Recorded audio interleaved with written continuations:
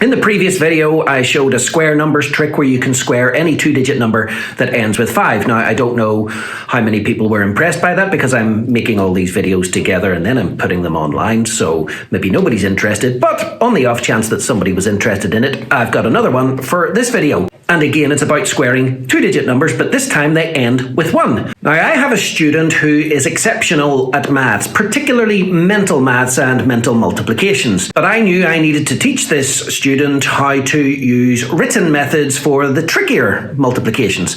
So I quickly tried to think of a random multiplication for this child to do, but one that I thought this child won't be able to do it in their head, and this will give me a chance to show them how to write it out. Now, the multiplication that I quickly came up with was 71 times 71. I expected the child not to be able to answer it, and that would be my gateway to showing them how to do written multiplication. However, within about 10 seconds of the child sitting there trying to work it out, they said 5,041. And I had to check a calculator. That child was right.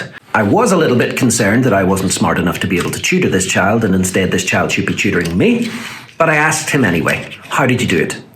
And his answer was, Trevor, you taught me how to do that. Which would have made me feel good, except I knew that wasn't true. But what he had done was built upon something that I had taught him, and I hadn't made the connection, but he had. And I'm going to show you what it is now. Lots of teachers in Key Stage 2 will show their pupils a little pattern with square numbers, and it normally goes like this. You know, your square numbers are 1, then 4, then 9, then 16. And if you see what you add between each one, you're adding consecutive odd numbers. So to get from 1 to 4, you're adding 3. Then to get to the next square number, you have to add 5 to get to 9. Then you have to add 7 to get to 16. Then you have to add 9 to get to 25. So you're adding 3, then 5, then 7, then 9, and so on. And that's where my knowledge stopped. This child made another connection, and he somehow thought I was teaching him this when I wasn't really. He just spotted it himself. To go from 1 squared, which is 1, to 2 squared equals 4, as I said, you add 3. But if you look at the two numbers that I squared, it's 1 and 2, and 1 plus 2 gives you 3. So 5 squared is 25. 6 squared is 36. To get from there to there is 11. You add 11 to get from 25 to 36. Well, 5 plus 6 is 11. And slightly trickier one, but many children do know these multiplications. 11 squared is 121. 12 squared is 144. What do you add between those two numbers? You add 23, which is the answer to 11 plus 12. It's also 23. So the child was able to take those facts and use it to calculate the answer to 71 squared mentally. And like I said, it took about 10 seconds. So this trick is not going to be as fast as the one in the previous video. It might even require a little bit of writing, but hopefully it won't require as much writing as writing out a long multiplication of, for example, 71 times 71. So I'll start with what this child did for 71 squared. So we're going to start with 71 squared. This child knew what the answer to 70 squared was. And that is a calculation that I would like a lot of my students to be able to know, particularly towards the end of P6, start of P7. 70 times 70 is just like 7 times 7, which is 49, with 2 zeros on the end, because there are 2 zeros in the question. 70 times 70, 2 zeros in the question, 2 zeros in the answer. So now what we do is we're going to the next square number after 70 squared. So like I did on the previous page, I'll add these two numbers together. See, it's a bit trickier this time. 70 plus 71 is 141. So that's all you need to add to that number.